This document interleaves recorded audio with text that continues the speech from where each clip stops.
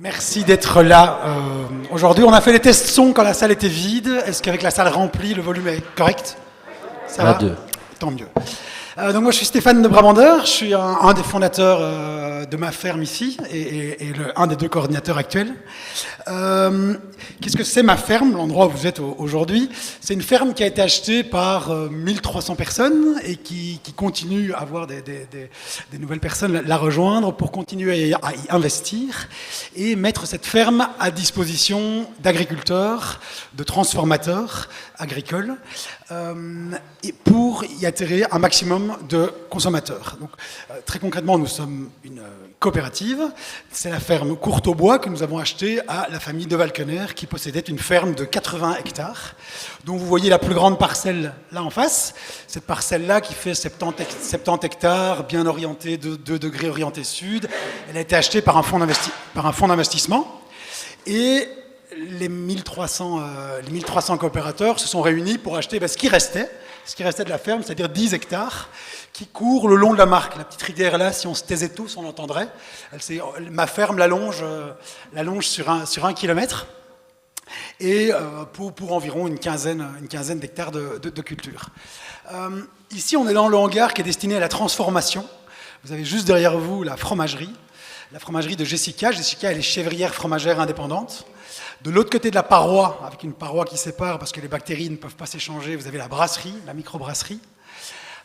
Et si vous prenez le temps d'un peu vous balader, vous aurez l'occasion de découvrir la dizaine d'autres projets qui occupent environ une dizaine d'équivalents temps plein. Pour nous, c'était important de se situer dans l'espace, de se situer dans les lieux et de bien comprendre que nous, ce qui nous a très fort motivés et ce qui a attiré, je crois, notre petit groupe au début pour le faire grandir à 1300, maintenant 1400 personnes, c'était créer des liens. Créer des liens entre plein d'investisseurs qui deviennent alors des consommateurs, et entre plein de consommateurs qui attirent eux-mêmes et créent des vocations auprès des producteurs. Et c'est un peu ça qu'on voulait faire aussi aujourd'hui, c'était créer des liens rapprochés entre les citoyens et ceux qui seront nos élus demain. Et donc, merci de prendre ce temps-là aujourd'hui. Pour avoir une petite idée, qui n'a jamais voté encore? Est-ce qu'il y en a qui n'ont jamais voté? Il y en a quelques-uns, ok.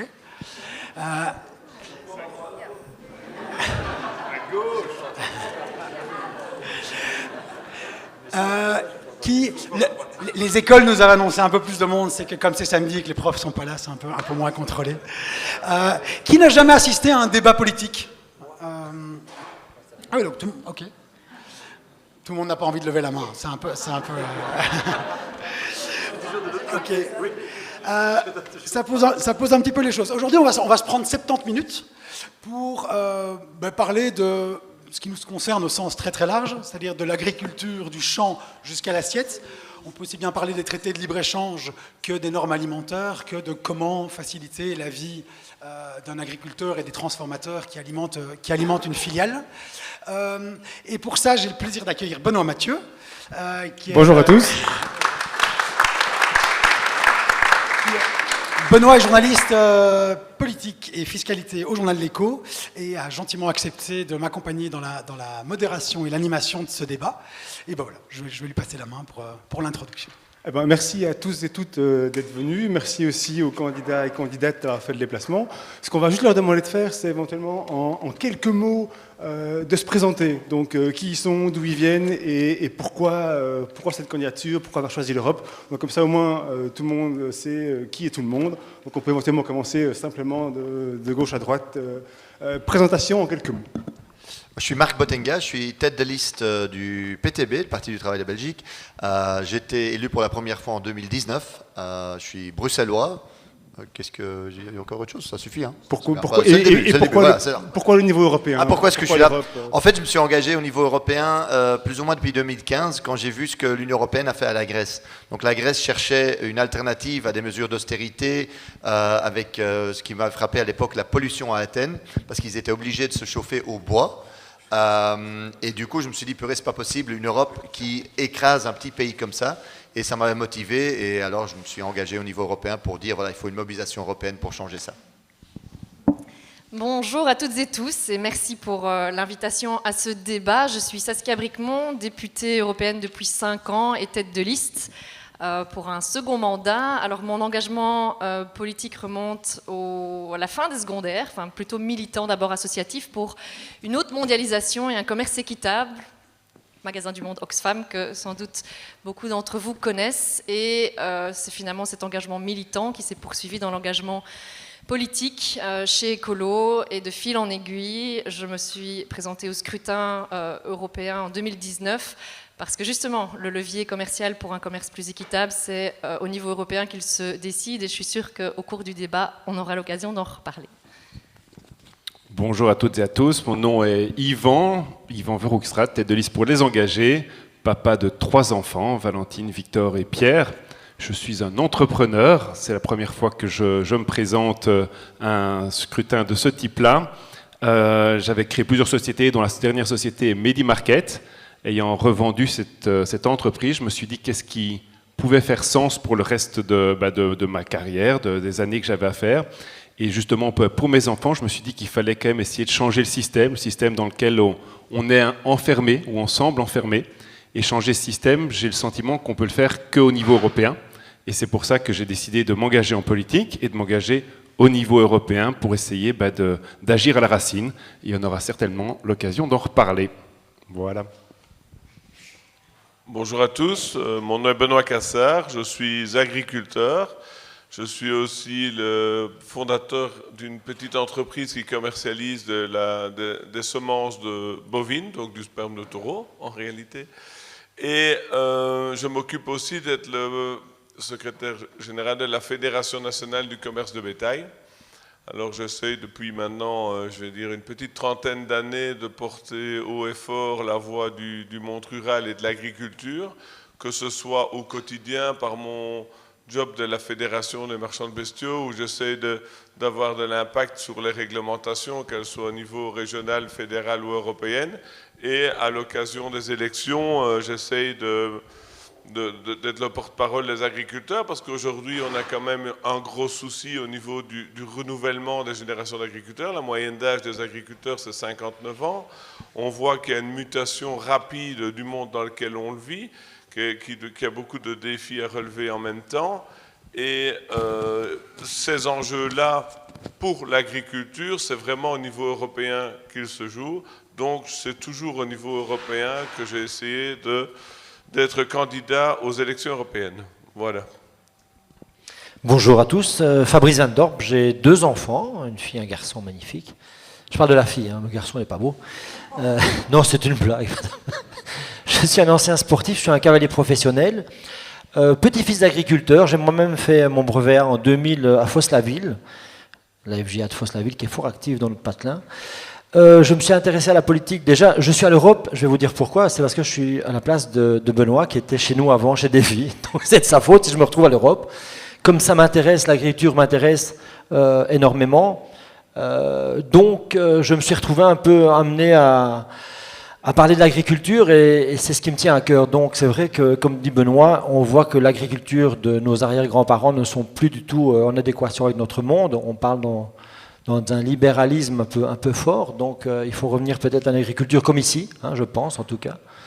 La ferme à la fourchette, en tout cas la ferme que j'ai connue de mes arrière-grands-parents, où on faisait du boudin. Qui faisait du boudin ici devait tourner, c'était toujours pour moi. Hein, alors les fenaisons, les ballots, les petits ballots, les gros ballots. Vous vous rappelez tout ça? Moi j'ai 60 ans, donc je m'en rappelle. C'est comme ça d'ailleurs que j'ai mal au dos. Qui a mal au dos ici? Ben voilà. Eh bien, vous avez tous fait les fenaisons de la même façon que moi, en bout de fourche à 10 ans, et en plus on ramassait une fessée parce que le ballot n'était pas assez haut.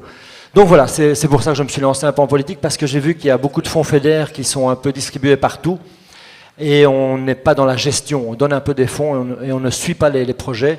Et moi j'avais voulu développer un projet au barrage de l'Odeur, et pendant 8 ans j'ai essayé de récupérer ce projet, et c'est tombé à l'eau, c'est le cas de le dire. Et les gens, je pense, en politique ne gèrent pas. Si on vous donne 10 euros, vous devez en faire 11. Et je trouve que la politique, quand on vous leur donne 10 euros, ben, ils en dépensent 5. Et le reste, on ne sait pas où ça va. Voilà. Merci beaucoup. Vous avez parlé de vos vocations. Excusez-moi. Oui, je voulais juste dire, c'est que j'ai remarqué une chose, et on en parlera après, c'est que le monde agricole, en tout cas, moi, j'ai fait un métier dans la passion, et que je voyais mon arrière-grand-père, il avait un esprit charnel avec et ses champs et ses bêtes, Et je pense que cet esprit est en train de disparaître. Une anecdote, quand j'ai fait mon brevet A, je suis obligé de faire une publicité, les gars. Ça dépasse la minute. Donc c'est pas grave, je suis obligé, d'habitude c'est eux. Et pour une fois que je peux parler d'agriculture, ça me fait plaisir, parce qu'ils vont vous parler après d'un tas de choses. On parlera après alors d'anecdotes, sans problème. Exactement. Vous avez parlé de vos vocations, et vous avez parlé du nombre d'agriculteurs qui diminuait. Je vais partir alors d'un exemple très concret, et Jessica a eu une urgence auprès de ses chèvres, et donc elle ne peut pas être là pour témoigner.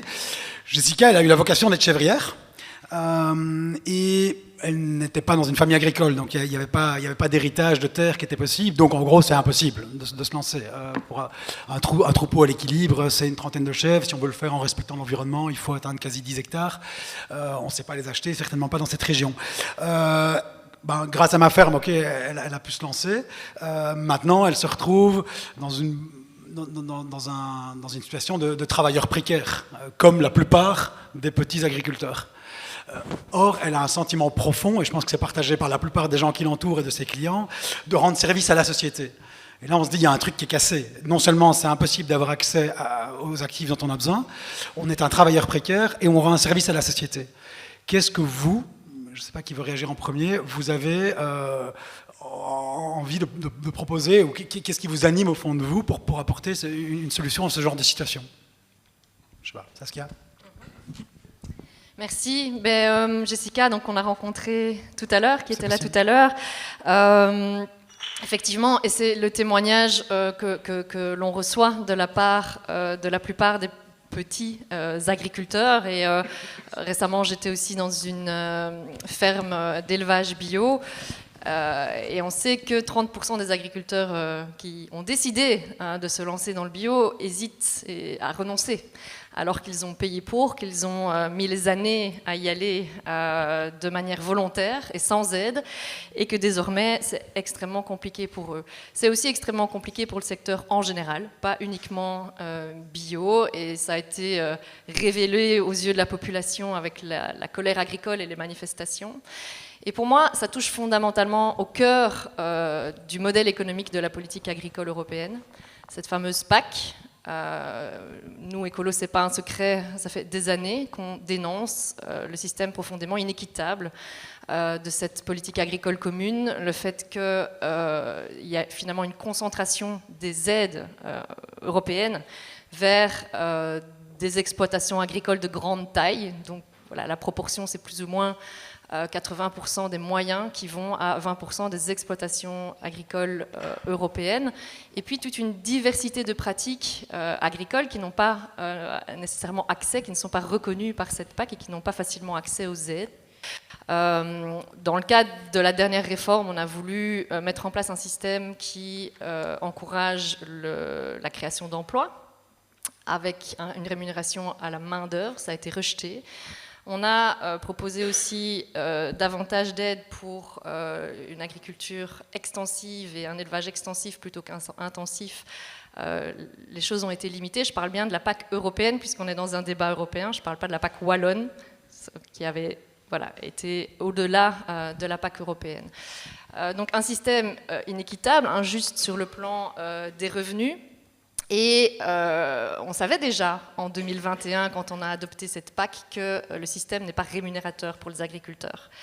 Et cette PAC n'apportait pas de réponse à cette problématique de la rémunération. La deuxième problématique, c'est celle de l'accès aux fonciers agricoles, des terres, comme Jessica, et qui n'est pas non plus réglée au niveau européen. Et bon, c'est sur la table maintenant au niveau belge, mais la concentration des terres et le rachat des terres par des groupes industriels, le fait qu'il y ait de la spéculation foncière aussi, alors qu'on n'a pas de vision finalement à l'échelle nationale mais aussi européenne, et c'est ce qu'il nous faut et c'est parmi les solutions, un inventaire des terres dont on a besoin pour assurer la souveraineté alimentaire en Europe.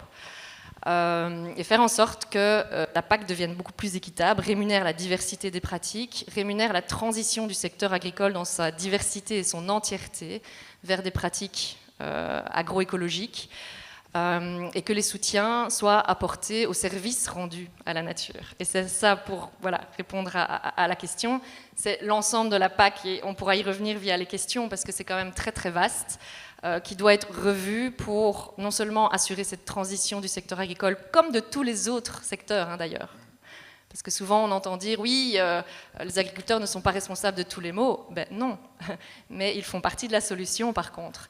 Et entendre aussi dire que ce n'est pas possible de changer le modèle et de par exemple sortir des pesticides, eh bien on voit par les pratiques de celles et de ceux qui ont osé, qui ont fait le choix et pris le pari finalement d'y aller, que ça marche. Et on voit aussi que la pratique montre que réduire, donc peut-être pas supprimer à 100%, mais en tout cas réduire l'usage des pesticides de 40 à 42% n'a aucun impact sur le rendement agricole. Et donc là aussi, il faut tordre le cou à un canard de penser que se passer de pesticides, c'est menacer notre souveraineté alimentaire. On pourra y revenir aussi, parce qu'il y a d'autres aspects à ça. Mais on voit que par la pratique que ce n'est pas le cas. Est-ce que c'est un constat qui est partagé partout? Je vais demander par exemple à Benoît Cassard, est-ce que le constat que la PAC finalement alloue trop de moyens, que les plus gros moyens sont distribués aux plus grosses entreprises, aux plus grosses exploitations, est-ce que c'est quelque chose qui est correct? Est-ce qu'il y a quelque chose qui doit être changé là-dedans? Est-ce que le fait d'attribuer les subsides, notamment sur la base du nombre d'hectares sous contrôle, n'est pas effectivement un petit peu contre-intuitif? Qu'est-ce que vous en pensez? Mais je crois que le débat de l'agriculture est un débat complexe et qui doit être abordé avec des nuances. D'abord, on ne doit pas opposer l'agriculture bio et l'agriculture conventionnelle. L'agriculture bio qui a toutes les vertus, l'agriculture conventionnelle qui a tous les défauts. Personne ne l'a encore fait. Non, mais quand même régulièrement, je vois notamment au niveau de chez Ecolo, ils veulent toujours globaliser le fait de pousser tout le monde en bio. Or, on sait que si on pousse tout le monde en bio, on va avoir un gros problème au niveau de l'autosuffisance alimentaire. Et deuxièmement, on a un gros problème au niveau du pouvoir d'achat. Parce que ce sont des produits qui sont plus chers, qui ont toute leur raison d'être. Je ne suis pas contre le bio du tout.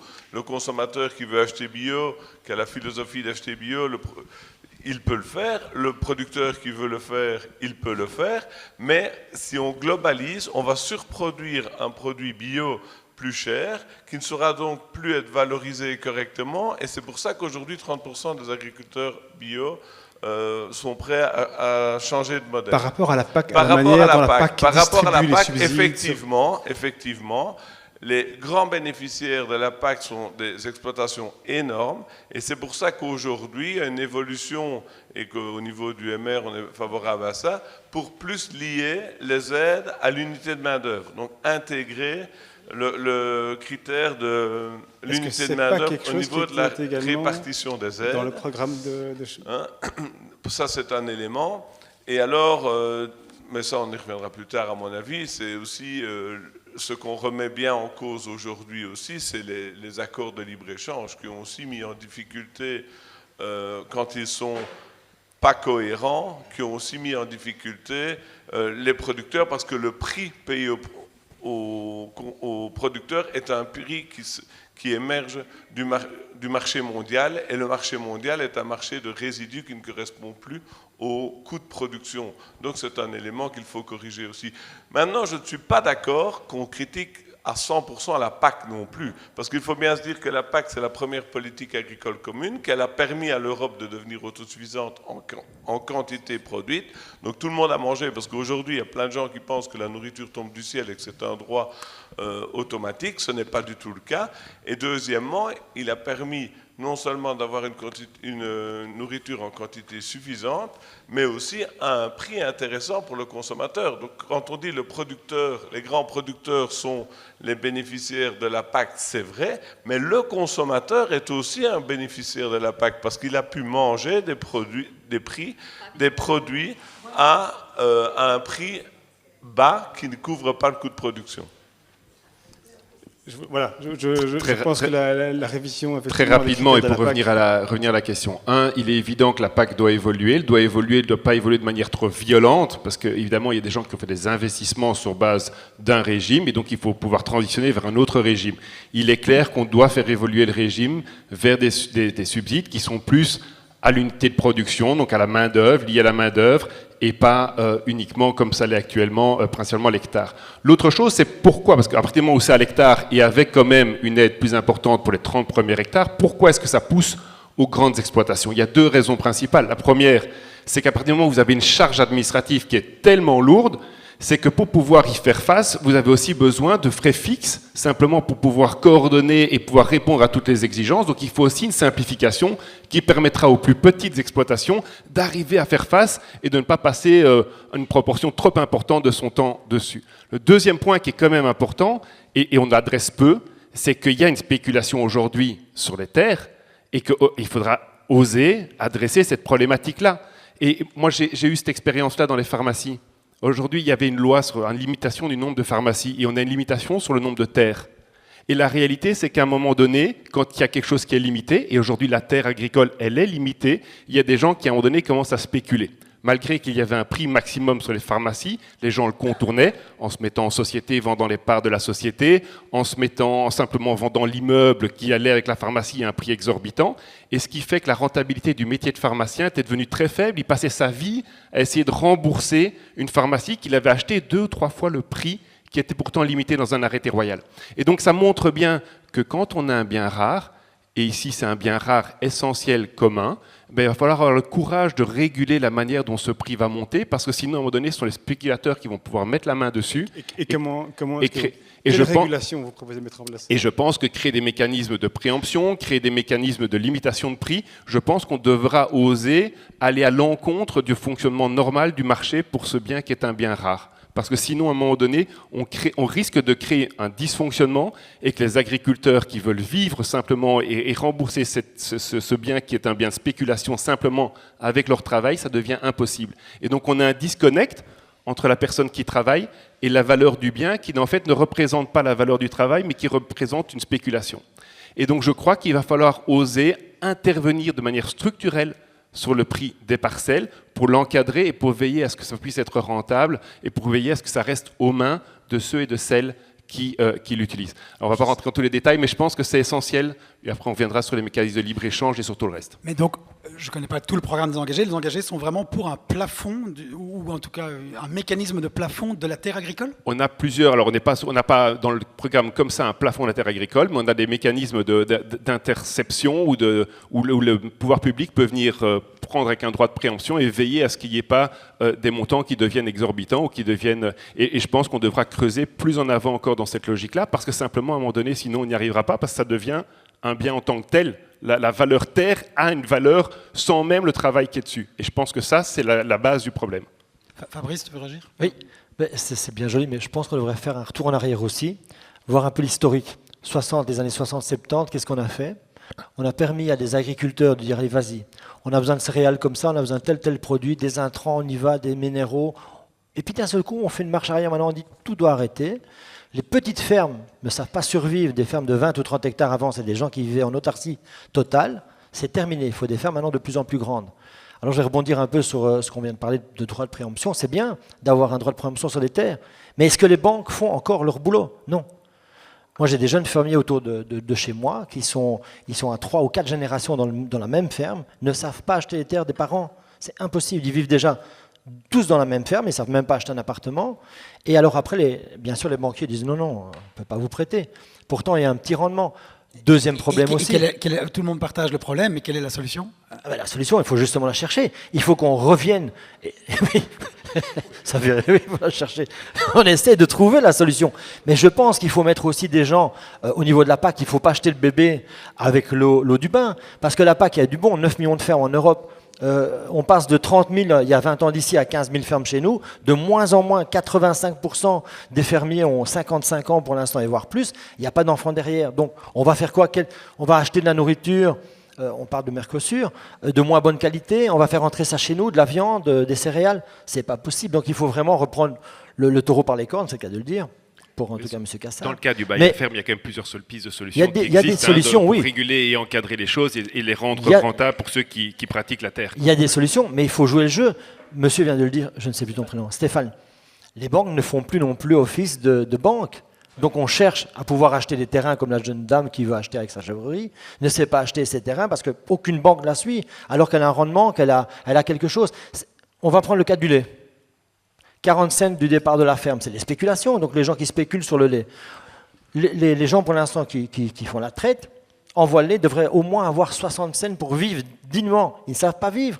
Ils doivent vendre du fromage, du beurre, de la crème glacée. J'aurais bien voulu voir mon arrière-grand-père qui commence à mettre sa femme en train de vendre du beurre ou de la crème glacée sur un comptoir. Il y avait autre chose à faire à la ferme, quoi. Le fermier, pour moi, il doit être dans ses champs et avec ses bêtes.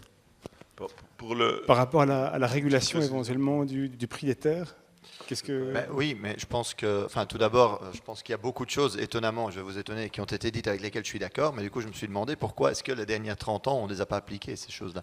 Parce qu'on a quand même eu des politiques agricoles portées par ces partis qui aujourd'hui disent « Ah bah tiens, on est dans une situation dramatique ». Donc, en Wallonie notamment, mais on pourrait aller en Belgique, on pourrait aller en France, les grandes familles politiques européennes qui ont porté le contraire pratiquement de ces politiques-là pendant au moins 30 ans. Alors, qu'est-ce qu'il faut faire? Avant de parler des aides, il faut parler de la base qui a été dit, c'est de pouvoir vivre de son travail. Ça, c'est la première chose. Quand nous, on a reçu les mobilisations des agriculteurs face au Parlement européen, la première chose, c'était on veut pouvoir vivre de notre travail. Ce qui est normal, ce qui est aussi ce que demande un travailleur. Et alors là, par rapport à l'histoire ici, c'est qu'effectivement, il faut garantir la terre. On a perdu combien de terres agricoles? Et on continue d'en perdre. En partie parce que c'est acheté par des grandes entreprises qui effectivement elles-mêmes n'ont pas ou quasi pas d'activité agricole, et en partie parce que c'est transformé en autre chose. Et donc à ce moment-là, il faut dire stop, parce qu'il faut garantir une terre agricole, parce que sinon réguler le prix c'est sympathique, mais il faut d'abord garantir qu'il y a la terre qui existe et qui continue d'exister.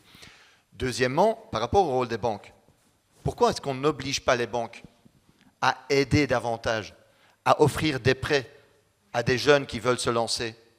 Parce que dire les banques ne jouent pas leur rôle, les banques jouent leur rôle, sauf que leur objectif n'est pas de faire du social. Les banques, si nous on veut que les banques jouent ce rôle-là, c'est comme quand on veut faciliter l'accès à la propriété dans les villes, mais voilà, il faut que les banques offrent des prêts avantageux, facilités aux jeunes qui veulent se lancer, pour que ces jeunes-là ne soient pas étranglés avec des prêts au moment de lancer leur activité, ce qui décourage.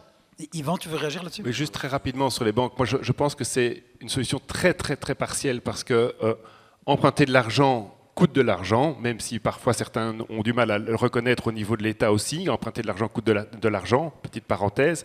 Et je pense que ce n'est pas rendre un service aujourd'hui que de financer des montants de terre. Ça ne résout pas le problème structurel. C'est-à-dire que si on se retrouve avec une dette qui est démesurée par rapport au rendement qu'on sait avoir sur la terre, je ne pense pas que la solution, alors je ne dis pas que les banques ne doivent pas être un peu plus souples, mais croire que la solution viendra des banques avec un endettement plus important des jeunes agriculteurs, je pense que c'est les mettre devant un danger qui est assez important. C'est ça la question, c'est qu'en fait, ce que vous ne voulez pas faire, c'est vous en prendre aux banques. Parce que c'est très clair que justement quand on dit des prêts préférentiels, des prêts avantageux, c'est pour éviter ce mécanisme-là. Aujourd'hui, ça ne règle pas la question du prix de la terre en tant que tel. Donc ça règle la question éventuellement du financement. Mais sur le prix de la terre, d'abord, il faut arrêter la raréfaction des terres agricoles. Si on continue, comme on est en train de continuer aujourd'hui, les prix vont continuer d'augmenter. Il y a la question de la spéculation, mais aussi le fait de la transformation des terres, il faut une de la perte des terres agricoles. De sacralisation de la terre agricole. Très clairement. Et deuxièmement, je veux quand même insister sur la question de l'achat. Parce qu'aujourd'hui, si vous voulez acheter un appartement, sauf si vous avez des parents extrêmement aisés, vous allez devoir emprunter. L'idée que vous ne devrez pas emprunter, aujourd'hui, c'est de la science-fiction. Peut-être que je voulais simplement dire. Dans ton entreprise, justement, tu y arrives, mais la majorité des gens n'y arrivent pas. Parce que mais j'ai emprunté beaucoup d'argent. Vous voulez réagir 3 secondes, puis je laisse réagir. 3 secondes. Je dis simplement que avoir plus facilement accès aux banques augmente la demande, parce que simplement, si on a des prix qui sont plus élevés, mais qu'il y a plus de gens qui savent y répondre, quand on augmente la demande, on a, avec une offre qui est limitée, il y a un prix qui risque de monter. Donc je dis juste que structurellement, au niveau du prix, même avec des taux d'intérêt plus bas, c'est quelque chose qui peut être danger, simplement parce qu'on a plus de demandes. Ce qu'il faut faire, c'est travailler sur l'offre et limiter la manière dont le prix dans le niveau de l'offre peut monter. Enfin, pardon. Tout à fait d'accord avec Yvan. Mais oui, je crois vraiment qu'il y a un débat. C'est le plus compliqué de toute la problématique agricole, c'est le problème du foncier. Et je pense qu'il y a un concept qu'on doit vraiment remettre en cause. C'est qu'on part de l'idée qu'une personne, sur une génération, doit savoir amortir la terre. Et ça ne correspond pas à la réalité. La terre, elle ne s'amortit pas en une génération. Donc par rapport à ça, il y a différentes pistes. Soit la renationalisation des terres, dans laquelle je ne crois pas du tout parce que je suis un libéral, soit trouver des solutions pour que ceux qui ont l'occasion de détenir la terre aient intérêt à la mettre à disposition d'un jeune agriculteur qui peut alors vivre de son travail sans s'étrangler par le remboursement du foncier. Et ça, je pense qu'on a un tournant par rapport à ça, parce que, en fait, si on prend l'histoire de manière beaucoup plus longue, rarement l'exploitant était propriétaire de la terre. C'est un phénomène qu'on connaît depuis à peu près 60-70 ans. Vous voulez dissocier exploitation et propriété. Comment? Dissocier Mais exploitation ça a et souvent propriété. été comme ça dans l'histoire. Hein? Et je n'ai pas dit qu'idéalement le fermier ne devrait pas être propriétaire de sa terre, mais la surface du globe qui est réservée à la production de l'agriculture, c'est 3-4%. 3-4%, vous allez me dire qu'il y a 70% d'océan, mais si on prend l'ensemble de la surface, c'est 3-4% qui sont réservés à l'agriculture. On voit aujourd'hui que sur une génération, sur une vie d'homme, pas une génération, la population mondiale a doublé, donc il y a forcément une pression de toute l'urbanisation.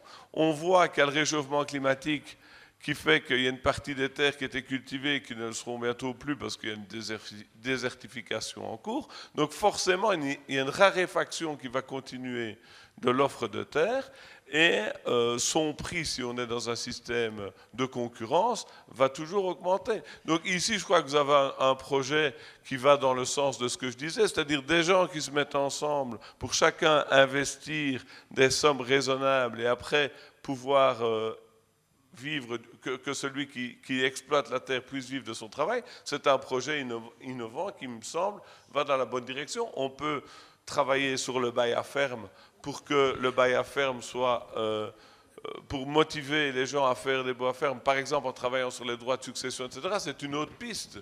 Je voudrais juste revenir sur votre proposition de mise à disposition par les grands propriétaires à des agriculteurs. Voilà. Je lisais ce matin le magazine de la FUGEA, le syndicat agricole, qui justement s'y opposait fermement en disant c'est le retour du servage.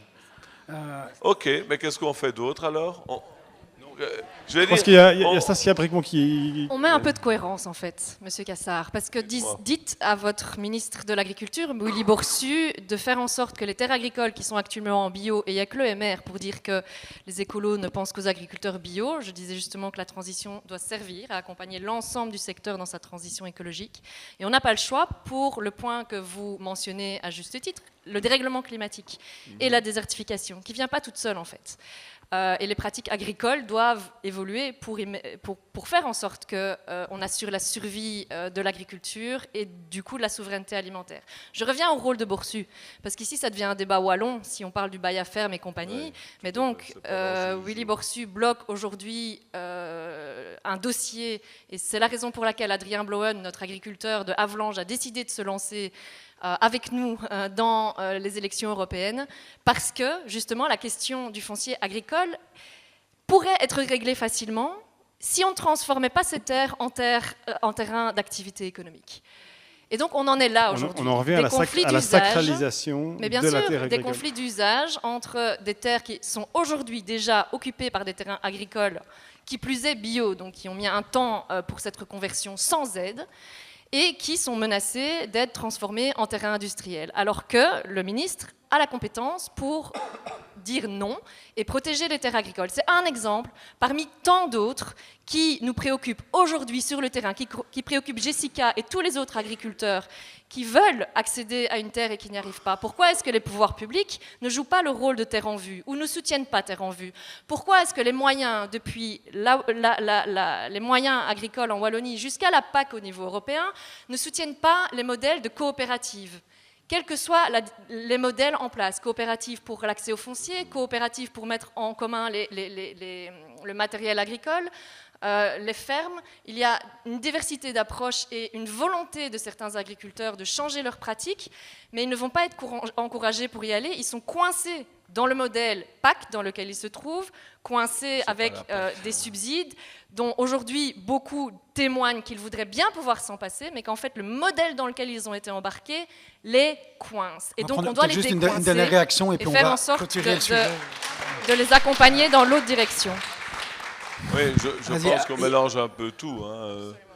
Non. Premièrement, sur la nécessité d'évoluer, personne ne le remet en cause. Aujourd'hui, si on regarde ce qui se passe depuis 10 ans, la durabilité de nos agriculteurs, elle s'est vachement bien améliorée. Il y a énormément de conditionnalité par rapport à l'octroi de toutes les aides.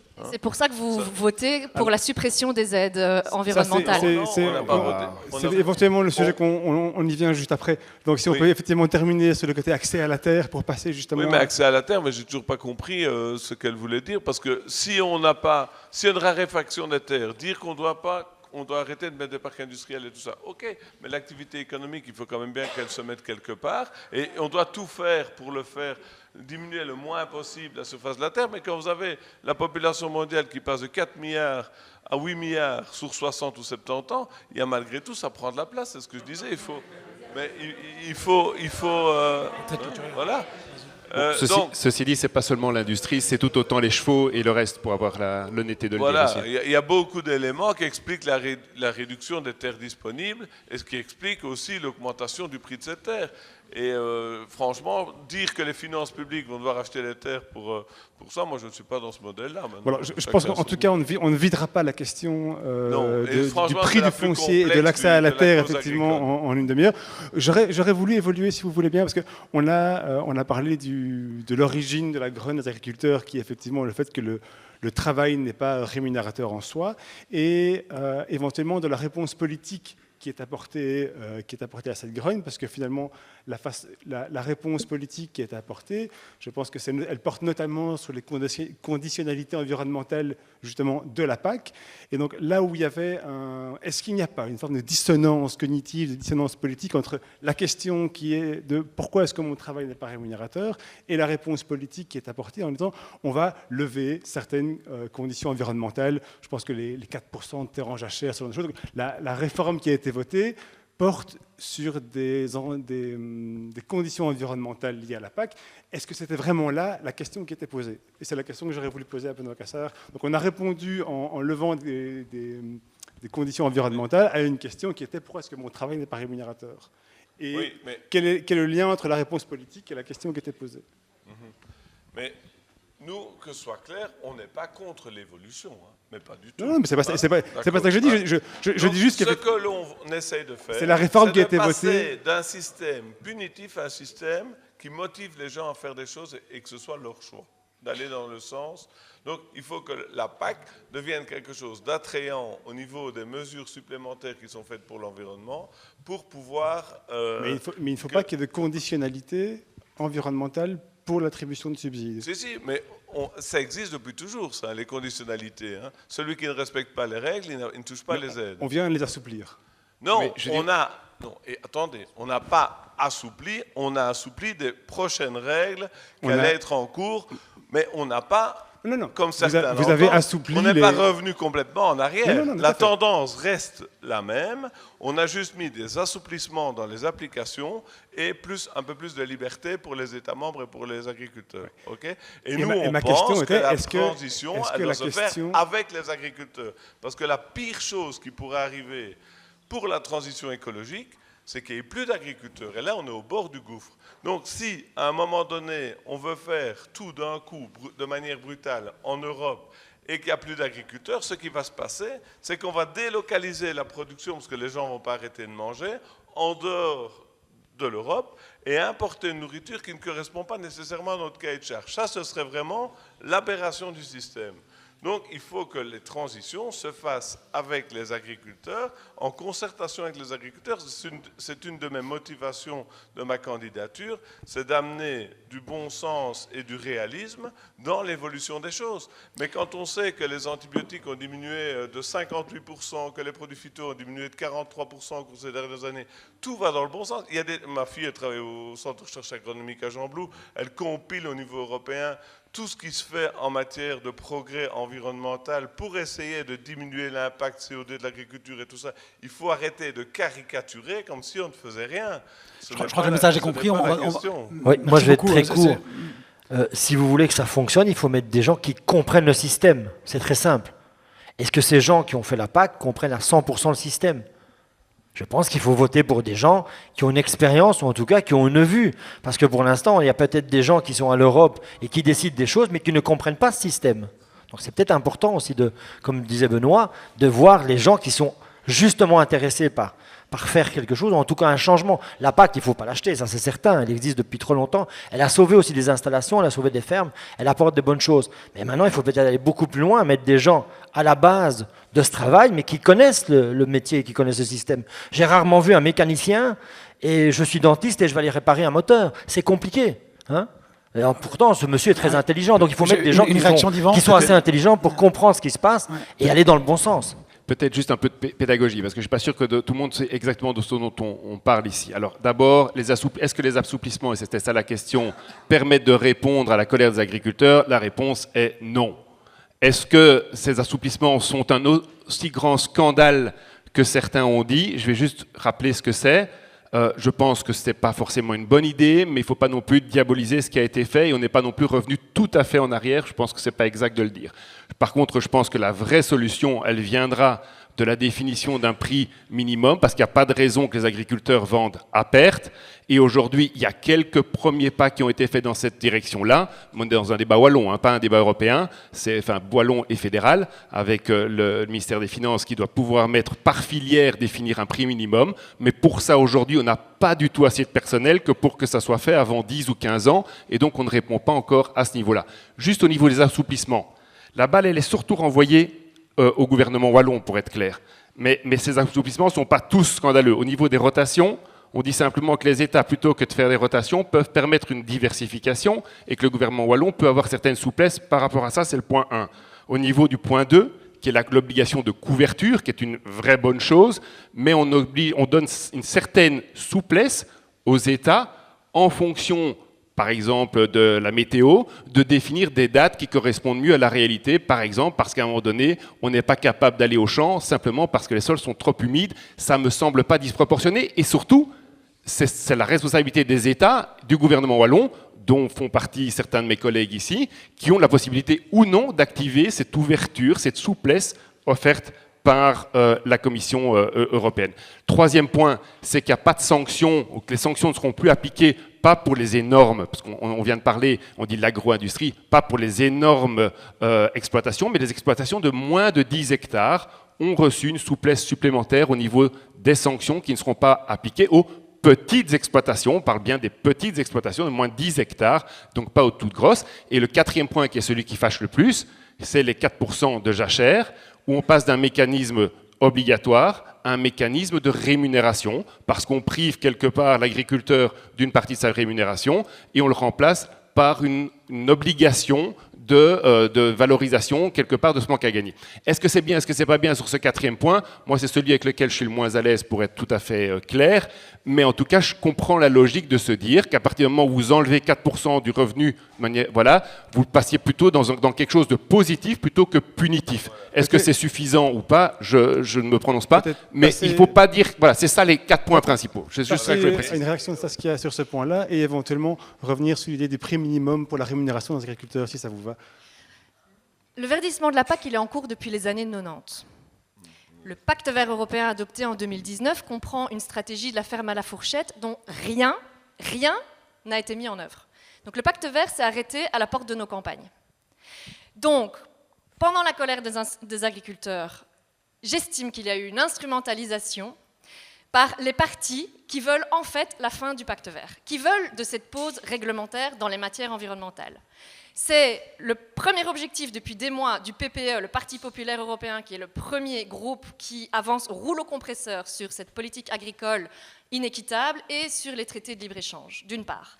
Suivi de près par les libéraux, notre Premier ministre, Georges-Louis Boucher et les autres qui ont embrayé en disant il faut une pause réglementaire. Donc c'est juste répondre à l'agenda anti-écolo de ces partis qui, par ailleurs, continuent à instrumentaliser le bazar en disant regardez, c'est les normes environnementales qui vous mettent la corde au cou, pour ne pas assumer qu'en fait c'est leur modèle qui met la corde au cou des agriculteurs depuis des décennies maintenant, et que si on en est là aujourd'hui et qu'on ne change pas fondamentalement et structurellement le modèle, on va droit dans le mur. D'abord les agriculteurs eux-mêmes, pour parvenir à une juste rémunération des agriculteurs, la juste rémunération. Qu'est-ce que vous proposez? Et comme ça, on peut repartir là-dessus. Très bien. 1. Erreur fondamentale de faire cet allègement, cet assouplissement, cette suppression des conditionnalités pour les normes environnementales, parce que c'est envoyer le signal qu'en fait, le monde agricole ne fait pas partie de la solution. 2. On revient au débat européen. La Wallonie va peut-être être plus vertueuse que les autres, et elle l'est déjà. On parle de 27 États membres, dans lesquels certains États n'ont aucune pratique écologique en matière agricole. Et c'est là que le rôle de l'Union européenne est fondamental. L'harmonisation vers le meilleur des normes au niveau européen, notamment en matière environnementale. Et on n'y est pas aujourd'hui, loin de là, on recule. 2. Sur la rémunération. Où est l'Europe sur la question de la rémunération? Où est l'Europe sur la question de la limitation de la spéculation foncière? Oui, foncière aussi, mais aussi alimentaire sur les marchés financiers. Aujourd'hui, l'alimentation fait l'objet de spéculation. Pour nous, l'alimentation doit devenir un droit acté au niveau européen. Première chose. Deuxième chose, que ce soit au niveau wallon, fédéral, européen, le fait à un moment donné de limiter le rôle de la grande distribution dans la fixation des prix est aussi fondamental. Et ça doit être appréhendé au niveau européen. Je donne un exemple. Excusez-moi, j'allais dire, on s'y prend comment pour bloquer un prix auprès de la grande distribution? À un moment donné, ce n'est pas un tunnel de prix, c'est ce qui est prévu. Hein. C'est ce qui vient d'être mis en place. Qui n'a pas été mis en place, c'est le principe qui a été établi. Décidé par notamment le ministre Clarinval, qui vient de sortir des mesures dans ce sens-là, où on favorise, on essaie de renforcer le rôle de l'agriculteur dans la négociation. Maintenant, moi, Donc, je continue, parce que je n'avais pas du tout terminé. La question des prix... C'est moi qui t'ai interrompu. La question des prix, aujourd'hui, on laisse à la grande distribution non seulement s'accaparer les terres agricoles, donc il faut fixer à un moment donné un cadre qui limite, qui fixe le nombre de terres, les hectares de terres agricoles nécessaires pour arriver à une souveraineté alimentaire, et ça se passe aussi à l'échelle de l'Union européenne. Ça n'existe pas aujourd'hui. Deuxièmement, le rôle de la grande distribution. À un moment donné, quand on entend un agriculteur, à nouveau, je prends l'exemple du bio parce qu'il est extrêmement important. Si on veut réduire le prix du bio, il faut que ce modèle-là change, étant donné qu'un agriculteur bio a ses frais, comme tous les autres, mais que pour une pomme de terre bio, Colruyt va lui proposer 3 fois moins qu'une pomme de terre conventionnelle. Par contre, Colruyt va la vendre plus cher. Faux, c'est complètement faux. Écoutez, c'est vos amis agriculteurs dans le secteur bio qui ne peuvent pas être taxés d'être des écolos, qui ont témoigné de cette situation dans un rendez-vous avec la foi, monsieur Cassard. Donc voilà, peut-être que vous allez les contredire, on les rencontrera ensemble. Mais néanmoins, à un moment donné, c'est un modèle économique qui ne peut pas se poursuivre, étant donné que, oui, à un moment donné, on va se retrouver dans une situation où il n'y aura que des grands groupes qui pourront, que ce soit dans le secteur alimentaire, que ce soit dans d'autres secteurs, parce que d'autres secteurs, et on en parlait tout à l'heure, souffrent de la même manière. On a les mêmes problématiques dans le secteur textile. Impossible d'avoir des indépendants, des petits entrepreneurs qui se lancent dans ces secteurs-là, étant donné qu'il y a le monopole et des règles totalement différentes qui sont imposées aux plus gros, H&M, Zara, etc. C'est pareil dans la grande distribution. Les règles du jeu ne sont pas équitables, ne sont pas les mêmes et doivent être harmonisées. Est-ce qu'il faut s'inspirer de ce qui se fait en France, où je pense que l'État intervient, les lois Egalim, où l'État intervient dans les négociations entre producteurs et distributeurs? Je ne sais pas ce que M. Bottegui en pense, ce que Marc en pense. Je pense qu'en tout cas, au niveau européen, on peut agir sur ces choses-là. Donc ça, c'est le gros débat de dire est-ce que vous pouvez intervenir sur ces marges, oui ou non? Et la réponse est oui. Donc c'est pas magique. Je veux un peu dire, voilà, c'est compliqué, oui ou non. Je veux dire, on peut bloquer ces marges, on peut intervenir, surtout au niveau européen. Donc on n'a même pas besoin d'agir, on peut le faire au niveau wallon si on veut, mais on peut au niveau européen, en disant, voilà, sur ces intermédiaires, par exemple, on garantit certains prix. Les quotas, la question des quotas, qui était une politique européenne de l'époque, visait cela. Hein. Et ensuite, on dit, voilà, il y a des marges, des surprofits qui sont faits dans certains secteurs par certains géants, et on le sait. Je veux dire, les géants de l'agro-industrie, on les a d'ailleurs, c'est une étude du think tank Minerva qui récemment a dévoilé exactement combien, géant par géant, entreprise par entreprise, il y a eu de surprofit. Ça veut dire qu'on peut intervenir parce qu'on a même les données pour le faire. Donc après, dire que c'est trop compliqué, c'est parce qu'on ne veut pas le faire. C'est tout. Et c'est à ce moment-là, en taclant ces intermédiaires-là, qu'on peut évidemment répondre à l'équation, oui, mais si on a des prix plus élevés, meilleurs pour les agriculteurs, ça va être payé par les consommateurs. Donc c'est fondamental de tacler cette partie entre les deux. Si vous ne le faites pas, ben c'est que soit vous allez faire payer les consommateurs, soit vous allez faire payer les agriculteurs. Et donc ça me semble essentiel. Je veux quand même revenir sur la partie des flexibilisations. Moi, je comprends que ça a été populaire chez une partie des agriculteurs. Qu'a fait Mme van der Leyen au moment de la mobilisation? Elle a dit on va s'en prendre à cette régulation des pesticides. Ça a été la première réaction. Je comprends la colère des agriculteurs, enlevons les règles ou les nouvelles règles sur les pesticides. Et moi je comprends qu'il y a des agriculteurs qui disaient ces nouvelles règles, ben déjà on n'y arrive plus, ça va nous tuer. C'est normal. Est-ce que c'est vrai? Ça c'est autre chose. Mais du coup, c'est pour ça que c'est tellement important de coupler le modèle agricole que vous promouvez avec les règles environnementales. Parce que quand vous avez un modèle qui vous pousse à l'intensification, comme le fait la PAC aujourd'hui, qui vous pousse, bah oui, non, je suis désolé, on en a discuté tout à l'heure, vous n'êtes pas d'accord, c'est pas grave, vous aimez bien la PAC, vous l'avez soutenue, nous on ne l'a pas soutenue, voilà, c'est la différence, mais permettez-moi de parler. Quand vous avez une PAC qui pousse à l'intensification, qui pousse les agriculteurs à agrandir toujours plus, et qu'en même temps, vous dites alors aux petits agriculteurs, en plus, vous aurez plus de bureaucratie et vous passerez une journée entière de votre semaine à faire ça, et vous avez des règles qui sont très difficiles pour vous, et vous allez leur dire, vous allez mourir. Ouais. Et donc, pour nous, ce qui est essentiel, c'est de coupler les deux. Donc de ne pas dire, d'une part, on a une PAC, et d'autre part, on a des règles environnementales, est-ce qu'on peut, oui ou non, les flexibiliser? Et là, je suis d'accord avec les engagés, dans cette flexibilisation, il y a l'une ou l'autre mesure qui fait sens. Par exemple, par rapport aux conditions météorologiques. C'est vrai que c'était une règle qui était mal formulée pour le moins. Mais couplons les deux. Couplons les deux. Et donc, si on ne rompt pas avec le modèle fondamental de la PAC, toute règle climatique et environnementale sera instrumentalisée comme dirigée contre les agriculteurs et notamment les petites et moyennes exploitations. Et dans ce sens-là, moi, je trouve que la réaction de la FUGEA par rapport aux mesures européennes et à la pseudo-réforme de la PAC a été extrêmement juste. A été extrêmement juste en disant oui, il y a 2-3 éléments qui sont corrects, mais ça ne touche pas du tout à l'essentiel du problème.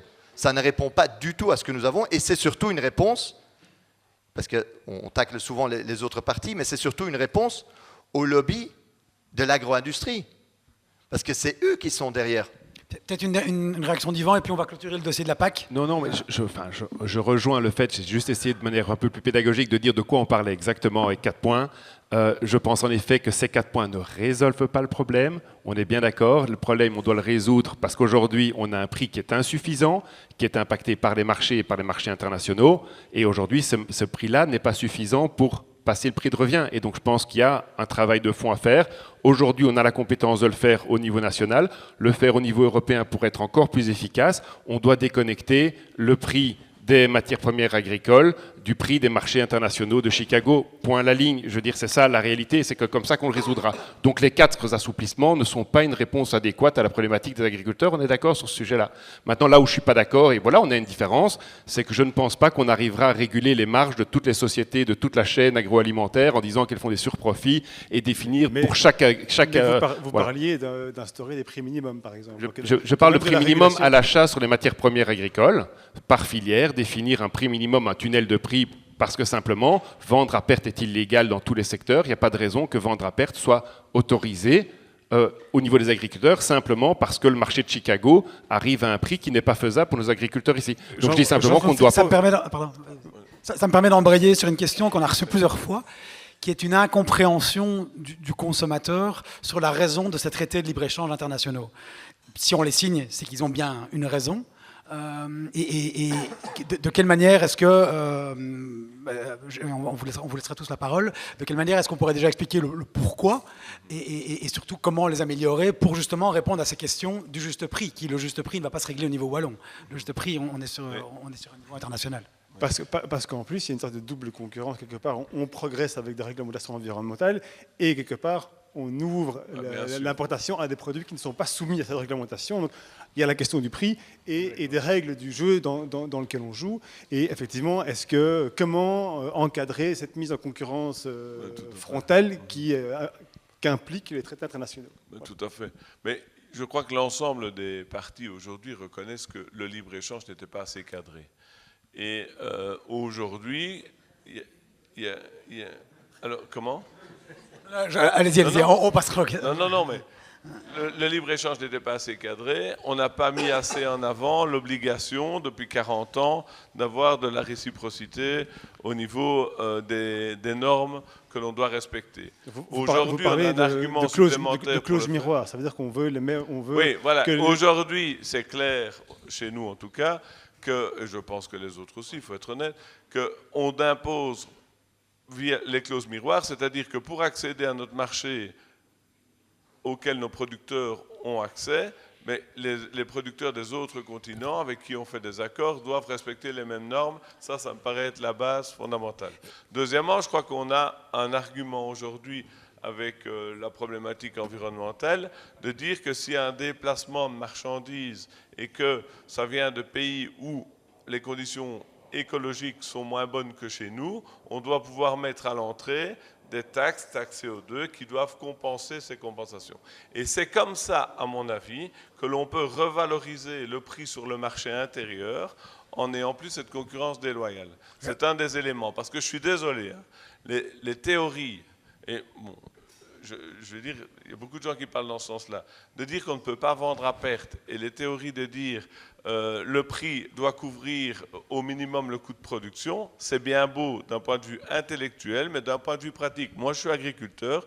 Si j'ai des taureaux gras qui sont dans l'étable et qui sont mûrs pour aller à l'abattoir, et qu'on ne me donne pas le prix qui me satisfait, mais je les laisse partir quand même, parce que je n'ai pas le choix. Ça coûte tous les jours. Si on est dans l'agriculture et qu'on a des produits périssables, si à un moment donné, il y a trop d'offres sur le marché, le prix tombe, mais à un moment donné, ça doit partir. Revenons juste au traité de libre-échange. Je crois que Yvan veut réagir. Juste par rapport à ça, moi, c'est vraiment la raison, en analysant et en essayant de comprendre pourquoi on était systématiquement enfermé, ce que je vous disais tout à l'heure, la raison pour laquelle j'ai décidé de m'engager au niveau européen dans ces crises qui, crise après crise, ne fonctionnent pas, qu'elles soient environnementales, sociales, climatiques, sanitaires, etc. Pour moi, la base de la base, elle est au niveau de la manière dont on a fait la mondialisation. Et peut-être que c'est vrai qu'on a fait comme ça, que c'était le principe, madame, vous le disiez, du libre-échange, mais c'est pas pour ça que c'est pas une erreur et qu'on ne doit pas absolument revenir dessus. Moi, ma conviction, c'est qu'en faisant la mondialisation, en dérégulant comme on l'a fait, en déterritorialisant les échanges comme on l'a fait, avec comme seule instance régulatrice l'OMC qui veille à ce qu'il n'y ait pas de barrière entre les pays et qui utilise comme critère pour voir s'il y a des barrières la valeur dans le pays d'origine, à mon avis, là, on a le péché originel de ce qui nous empêche d'imposer des standards plus élevés, qu'ils soient sanitaires, sociaux ou environnementaux. Et pour moi, c'est vraiment ça qu'on doit changer. Je donne deux exemples. Interdire l'atrazine ici, vous le savez tous, atrazine, herbicide, cancérigène, malformation. On l'interdit ici, on fait un accord de libre-échange avec la Nouvelle-Zélande, ils continuent à utiliser de l'atrazine, ils sont donc plus efficients, ils se mettent en concurrence avec nous qui avons une norme sanitaire plus élevée. On a deux choix par rapport à ça. Ou bien on renonce à cette norme sanitaire, et c'est dommage de se dire qu'on va prendre des trucs qui sont cancérigènes, ou bien on se dit non, les gars, les copains, on vous adore les Néo-Zélandais, mais vous n'importez pas chez nous des produits qui sont fabriqués avec quelque chose qu'on a décidé d'interdire chez nous. Point à la ligne. De même, au niveau environnemental, Si on dit à un moment donné à nos entreprises, si vous polluez, vous devez payer parce qu'il y a des conséquences à cette pollution, qu'on vous fait payer vos externalités, on met en place des quotas CO2 et que demain, nos entreprises doivent payer quand elles polluent, très bien. Mais si dans le même temps, ailleurs, que ce soit en Turquie, au Mexique ou ailleurs, ces mêmes normes ne sont pas là, ça sera moins cher de produire là. L'exemple que je cite pense que souvent... tout le monde est d'accord avec ce point-là. Hein. Oui, mais d'accord avec ce point-là, mais c'est fondamental, parce que c'est l'opposé de la manière dont on a structuré tous les échanges internationaux. Et donc, c'est de dire que demain, il faudra réunir, et j'espère, et je suis convaincu que chez les Verts, il y a des gens qui pensent exactement comme ça, j'espère que chez les libéraux aussi, qu'ensemble, on pourra travailler, et c'est ça l'objectif. À vous entendre, on s'est un petit peu planté sur tous les traités passés, et tout le monde est d'accord. Mais c'est pas seulement les traités, c'est la manière dont est structurée la mondialisation. C'est le critère de la valeur dans le pays d'origine, et donc il faut oser remettre ça en question, et c'est un changement complet de paradigme. Et c'est pour ça que les mécanismes que vous avez, qu'on a au niveau du Green Deal, mis en place pour la première fois les mécanismes d'ajustement carbone aux frontières, sont un premier pas dans le bon sens, parce que vu que cette réalité climatique est tellement importante, on a mis quelque chose, mais on n'a pas été au bout. Cette protection n'est pas suffisante. Je termine juste par là. Oui, et après, je me tairai jusqu'à la fin s'il le faut, mais c'est pour moi le plus loin. C'est ma passion. J'ai écrit tout un bouquin autopromo, je vous invite à le lire, il est sur mon site. Réussir l'Europe, bouclier social et environnemental. Si on ne va pas jusqu'au bout de mettre en place ce bouclier, ce mécanisme d'ajustement carbone, nous ferons demi-tour. Je suis prêt à vous le signer ici. Si nous ne protégeons pas correctement nos entreprises demain, soit nous allons délocaliser notre pollution, soit à un moment donné, la pression sera tellement grande qu'on fera demi-tour sur les quotas carbone et ça sera un désastre. Donc on a une chance d'y arriver. Je pense que Saskia voulait réagir sur les traités internationaux et j'aurais voulu avoir Marc sur justement la taxe CO2 parce que je pense que c'est quelque chose qui le chipote aussi. Je suis vraiment ravie tout au long de cette campagne d'entendre les engagés qui rejoignent enfin le combat écolo pour un commerce équitable. Parce que les règles, on les a en fait. Les règles, elles existent si on veut un système commercial vertueux sur le plan non seulement environnemental, mais aussi social. Et c'est le volet qu'on oublie dans le débat aujourd'hui. Parce que j'entends que certains partis nous rejoignent sur ce combat uniquement pour des raisons en fait de colère agricole et d'importation de produits qui induisent en une concurrence déloyale. On ne parle pas de l'agriculture européenne et belge qui est majoritairement exportatrice. Ça, on l'oublie dans le débat. Parce que si on change l'équation, elle va devoir changer dans les deux sens. Hein. Je ne vois aucun partenaire européen, qu'il s'agisse du Canada, de l'Amérique latine ou d'autres, dire « Ok, nous, on va moins importer vers l'Europe, mais l'Europe va continuer à exporter ses merdes vers chez nous. » Enfin, ça ne marchera pas. Ça ne marchera pas comme ça. Deuxième chose, c'est que les règles du commerce équitable, elles existent. Sauf que ça fait 5 ans que je me bats au Parlement européen et 20 ans que je défends ce modèle de commerce équitable et que je ne suis suivie que par ce côté-là de l'hémicycle. Voilà, et donc force est de constater qu'au niveau européen, le rapport de force, c'est une centaine de députés européens qui sont pour un réel changement de modèle du commerce et qui se battent contre ce libre-échange. Comment se battre contre ce libre-échange? Dans un Parlement européen qui avant roule au compresseur, à commencer par le PPE, qui ne veut pas de régulation, qui ne veut pas de normes sociales environnementales, qui ne veut pas de protection des peuples indigènes dans les traités commerciaux. On n'a pas réussi à inclure cette clause, sauf dans l'accord avec la Nouvelle-Zélande, par exemple. En essayant d'améliorer les accords commerciaux qu'on nous soumet sur la table du Parlement européen, en essayant d'inclure des normes sociales et environnementales dans ces traités, le respect des populations autochtones, la lutte contre la déforestation, et donc en fait une approche qui vise en fait quoi? Le développement économique local, des populations locales, ici comme là-bas. Tout ça se tient avec notre modèle du Green Deal et de la ferme à la fourchette qui aujourd'hui n'est pas en œuvre, de relocalisation de la production alimentaire pour plus de résilience, ici comme là-bas. Et évidemment qu'un commerce international va toujours avoir lieu dans certaines denrées, mais en diminuant tout ce qui est import-export de denrées qui peuvent être produites ici pour une consommation locale et là-bas pour une consommation locale. Aujourd'hui, le rapport de force ne nous permet pas, en fait, d'en arriver là. Alors oui, notre travail au Parlement, et notre bataille au Parlement, c'est d'essayer d'améliorer l'existant. On a obtenu une avancée historique sous ce mandat, qui est des chapitres de développement durable contraignants, avec des sanctions à la clé si les partenaires ne les respectent pas. C'est loin d'être suffisant, mais aujourd'hui, dernière chose que je veux absolument ajouter, c'est que ces chapitres-là ne sont pas inclus, par exemple, dans l'accord avec les pays du Mercosur. Raison pour laquelle on s'oppose farouchement là, à cet accord avec les pays du Mercosur, parce qu'ils ne respectent pas les standards minimaux en matière de lutte contre le dérèglement climatique, la perte de biodiversité. On va passer à Yvan. Ok. Monsieur Cassard Oui. dit « On est tous d'accord pour dire stop au libre-échange tel qu'il existe aujourd'hui. » Sauf que ça, c'est le MR des champs qui le dit. Parce que monsieur Clarinval et madame Labib, au fédéral, continuent à dire « Go la Commission, négocier avec les pays du Mercosur ». Pendant qu'on votait la suppression des normes environnementales de la PAC, le négociateur en chef de la Commission européenne était en Amérique latine pour dire « Rassurez-vous, c'est les élections en Europe, donc on ne va pas trop en parler pour le moment, mais après les élections, on va pouvoir conclure. » D'accord, mais si on va là-dedans, je voudrais quand même répondre. Hein. Moi, je voudrais quand même répondre C'est par pas rapport à ça. parce que vous êtes écolo qu'il faut Oui, applaudir, non, c'est non. pénible. On va écouter Franchement, Benoît et je vais puis quand même Yvan. répondre. Hein.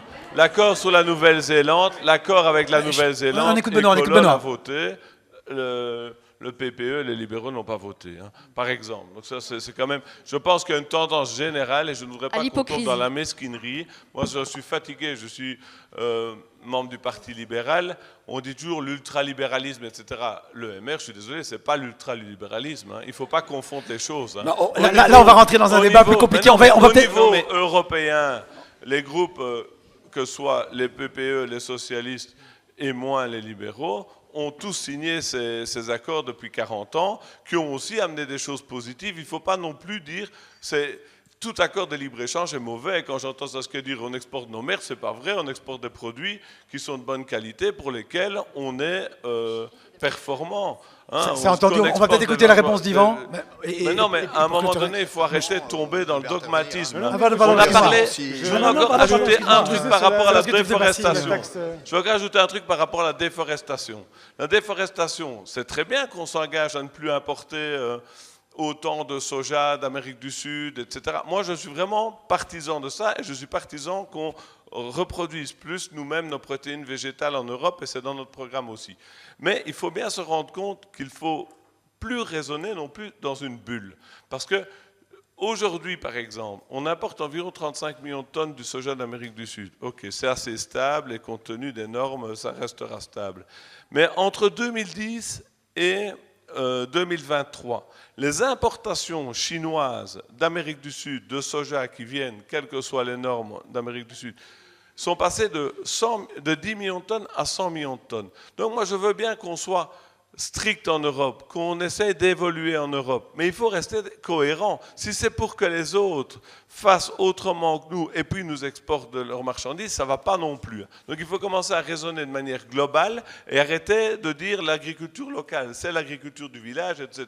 Si nous, on exporte beaucoup de viande bovine dans les autres pays européens, c'est parce qu'on a un terroir adapté à la viande bovine, et c'est normal qu'on exporte la viande bovine et qu'on importe du raisin ou du vin. Je crois que le message est bien compris. On va vraiment passer à Yvan et puis à Marc. Non, mais il ne faut pas. Le non, mais- dogmatisme, ce n'est pas une solution. Il Le- faut le être messa- pragmatique et il faut être réaliste. Le message est Voilà. compris. Je crois qu'en effet, il ne faut pas faire de caricature, et on n'est pas là ici pour dire les écolos ont tout compris ou le MR est très méchant. Je pense que ce n'est pas ça l'objectif. Aujourd'hui, je pense qu'on a, que ce soit l'ensemble des partis, et y compris écolos, et y compris nous, et y compris d'autres, pas pris conscience pendant des années, et il faut avoir le courage de le dire, que la logique intrinsèque et ce qui est fait aujourd'hui au niveau des clauses sociales et environnementales dans l'accord de la Nouvelle-Zélande ne résoudra en rien cette problématique-là. C'est à la base du système, qu'il faut pouvoir faire ce changement en protégeant suffisamment nos entreprises. Nous sommes aujourd'hui en perte de vitesse de manière phénoménale en Europe. On est en train de perdre nos entreprises, de les délocaliser. On perd au niveau emploi, on perd au niveau environnemental. Quand une entreprise part d'ici et fait de l'acier en Inde, elle émet 2 fois plus de CO2 que quand elle est ici. Et donc, il faut qu'on protège, ça doit être le cœur de notre projet. Juste sur le PPE, je rappelle juste, parce que c'est la 22e fois que je le dis, mais peut-être que c'est de nouveau devant d'autres gens, je ne fais pas campagne pour le PPE, je ne resterai pas au PPE, et les choses peuvent évoluer. Et je n'ai pas envie qu'on parle du passé, je voudrais qu'on parle du futur. Je voudrais juste faire encore un point. On verra bien, on verra bien. Je voudrais juste faire encore un point. Quand on caricature juste les libéraux, et je ne suis pas là pour défendre les libéraux, mais au niveau social, Madame Hayé, qui est libérale, a mis en place ou a fait une proposition, ça n'a pas été mis en place encore, mais a fait une proposition sur les mécanismes d'ajustement sociaux aux frontières, qui est justement dans la logique de se dire, si ici, chez nous en Europe, on estime qu'un salaire doit permettre d'atteindre le seuil de pauvreté, eh bien il faut que pour les produits que l'on importe, On est la même logique, même au Bangladesh, que ce produit a été fabriqué par des gens qui ont un salaire qui leur permet d'atteindre le seuil d'extrême pauvreté. En l'occurrence, aujourd'hui, ils sont payés 2,50 $. Le seuil d'extrême pauvreté à 3,64 $. La proposition est de dire que pour pousser les entreprises à payer ce salaire aux gens qui habitent au Bangladesh, il y ait dans l'intervalle une taxe de 1,14 $ afin que cet argent soit investi et soit donné aux gens qui travaillent là-bas. Ce n'est pas encore en place, mais c'est quand même une libérale qui le propose et ça me semble, dans la même logique que les mécanismes d'ajustement carbone, aller dans la bonne direction. Un des mécanismes de protection que vous évoquiez, c'est justement la taxe carbone. J'aurais voulu entendre le PTB là-dessus. Je pense que dans le programme, vous êtes assez hostile par rapport à l'idée d'une taxe carbone aux frontières. On est critique parce que il faut voir, d'abord, c'est fait pour... Non, allez-y. Non, on vous écoute. On vous écoute. Je vais attendre qu'ils ont terminé. Non, la question, c'est que... Attendre qu'il ait terminé aussi. Ça, c'est pas de notre faute. Ça, c'est pas de notre faute. Il n'aime pas le PTB. Hein. Décidément, le sabotage. Avec le micro, on entend bien. Ouais, ça va, ça passe quand même. Ouais, mais moi, j'essaye d'écouter le chien aussi, quoi. Je veux dire, c'est question de respect. Non, par rapport à la taxe carbone, tout d'abord, la taxe carbone, elle a été réfléchie en dehors de l'agriculture. Hein. Elle a été réfléchie surtout pour les matières industrielles en premier lieu. C'est quoi le problème avec la taxe carbone, comme avec toute mesure protectionniste? C'est que tout ce que vous faites, les autres vont le faire aussi. C'est-à-dire, si vous mettez par exemple, tout d'abord, l'acier, vous mettez une taxe carbone sur l'acier, ça veut dire que d'autres secteurs vont payer leur acier plus cher. Je pense à l'automobile, qui risque d'augmenter le prix des voitures ou le coût de fabrication pour le moins des voitures. Ça risque aussi de faire dire aux Chinois ou aux Indonésiens ou aux Turcs, ceux qui sont frappés par cette taxe, de dire on va faire pareil, peut-être pour d'autres projets. Et vous risquez de rentrer dans une guerre économique qui est extrêmement dangereuse. Hein? Donc, là, il faut quand même faire gaffe. Après, ça ne veut pas dire... Non, mais je vais terminer. Après, ça ne veut pas dire qu'on est forcément contre ce mécanisme-là. Je pense que ce mécanisme peut avoir un sens. Dans le programme, en tout cas, c'est dans le programme, on est critique pour les raisons que je viens de dire. Parce que quand on rentre trop dans cette logique, et quand vous allez discuter avec les secteurs industriels différents, ils ne sont pas tous unanimes sur le mécanisme. D'ailleurs, en plus, le mécanisme, comme il a été réfléchi, il est tellement compliqué que beaucoup d'entreprises ne s'en sortent pas. Donc, on est très critique du mécanisme, ça ne veut pas dire qu'on s'y oppose par principe. Ouais. Par rapport à la question de l'agriculture, parce qu'on discutait quand même de ça, aujourd'hui, évidemment qu'on est contre le Mercosur, pour des raisons évidentes. On est aussi contre l'accord avec la Nouvelle-Zélande. Moi, j'entends ce que dit Saskia en disant « mais nous avons obtenu pour la première fois un chapitre sur l'environnement, sur le climat ». On est d'accord. Mais pour nous, ça reste une aberration d'importer des pommes de la Nouvelle-Zélande. C'est l'autre bout du monde, et donc on ne soutiendra pas, on n'a pas soutenu cet accord-là parce que ça reste une aberration. Est-ce que dire on veut juste des mesures commerciales ou des traités commerciaux plus justes, c'est la solution? Ben non, parce qu'on a un problème en Europe. Le fait que la consommation de viande de porc diminue en Belgique et notamment en Flandre, mais que la production augmente, ça montre bien qu'il y a un problème de modèle agricole. Elle a augmenté pendant des années. Pendant des années, vous voyez bien... Oui, c'est stable pour l'instant. Oui, mais n'évadez pas la question sur la dernière année. Vous savez très bien que les dernières années, c'est ce qui s'est passé. Ne dites pas le contraire, vous voulez noyer le poisson. Vous savez très bien ce que je veux dire et vous voyez très bien la dynamique. Pourquoi? Parce qu'effectivement, nous sommes dans un modèle d'exportation. Quand vous regardez la question des fraises, et ça c'est sur le marché européen, on exporte des fraises belges vers l'Espagne et on importe des fraises espagnoles vers la Belgique.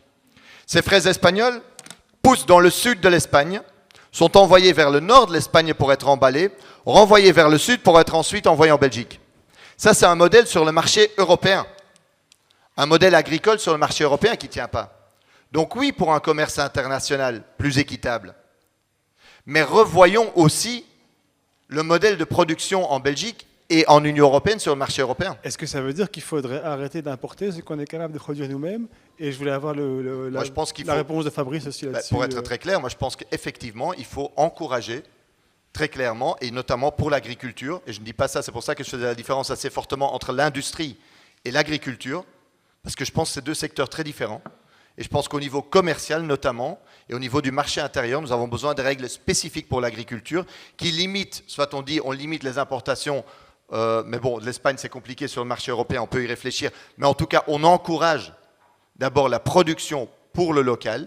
Et ça, c'est tout à fait faisable avec des aides, avec des règles, même en respectant les règles européennes. Ça ne me semble pas bizarre quand on parle d'agriculture durable et locale, de revendiquer, et d'ailleurs la stratégie Farm to Fork de la ferme à la fourchette, voilà, était pensée dans cette idée-là, dans cet esprit-là. Est-ce qu'à ce moment-là, il faudra confronter les règles du marché intérieur? Certainement, oui.